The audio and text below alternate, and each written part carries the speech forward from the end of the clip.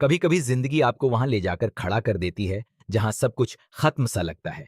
ना कोई उम्मीद बचती है, ना मोटिवेशन, ना किसी का साथ।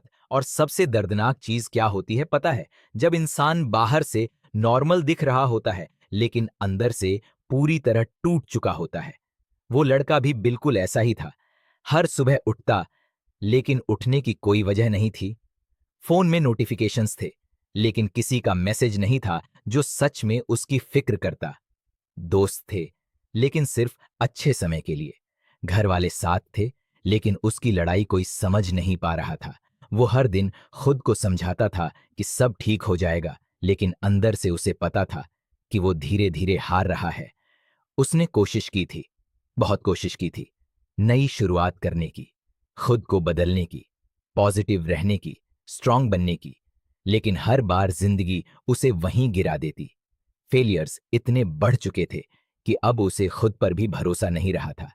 और फिर एक दिन उसने खुद को आईने में देखा।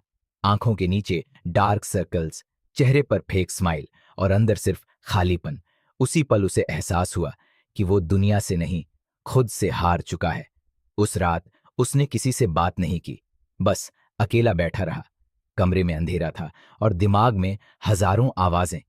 तू नहीं कर पाएगा, तेरे बस की बात नहीं है, अब बहुत देर हो चुकी है। और शायद पहली बार उसने उन आवाजों को ध्यान से सुना, क्योंकि वो आवाजें दुनिया की नहीं थीं, वो उसकी अपनी आवाज थी। उसका खुद से बात करने का तरीका। उसे समझ आया कि जिंदगी ने उसे सबसे ज्यादा चोट फेलियर्स ने नहीं दी, उसके खुद के थॉट्स ने दी। उस रात उसने कोई मोटिवेशनल वीडियो नहीं देखा, कोई बिग प्रॉमिस नहीं किया, बस एक फैसला लिया, अब मैं खुद के खिलाफ नहीं जाऊंगा। अगली सुबह कुछ मैजिकल नहीं हुआ।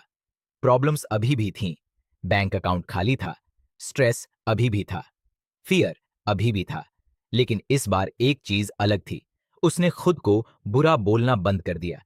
धीरे धीरे उसने छोटी चीजें बदलनी शुरू की। सुबह जल्दी उठना, फोन कम यूज करना, नेगेटिव लोगों से दूर रहना, और सबसे जरूरी, खुद को हर दिन थोड़ा रिस्पेक्ट देना।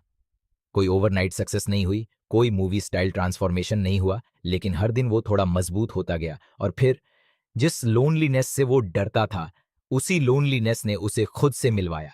जिस पेन को वो कर्स समझता था, वही पेन उसकी स्ट्रेंथ बन गया। जिस रॉक बॉटम को वो एंडिंग समझ रहा था, असल में वही उसकी नई जिंदगी की शुरुआत थी। क्योंकि कभी कभी भगवान, यूनिवर्स या जिंदगी आपसे सब कुछ इसलिए छीन लेते हैं ताकि आप वो इंसान बन सको जो आप बनने के लिए पैदा हुए थे। तो अगर अभी तुम्हारी जिंदगी भी बिखरी हुई लग रही है, अगर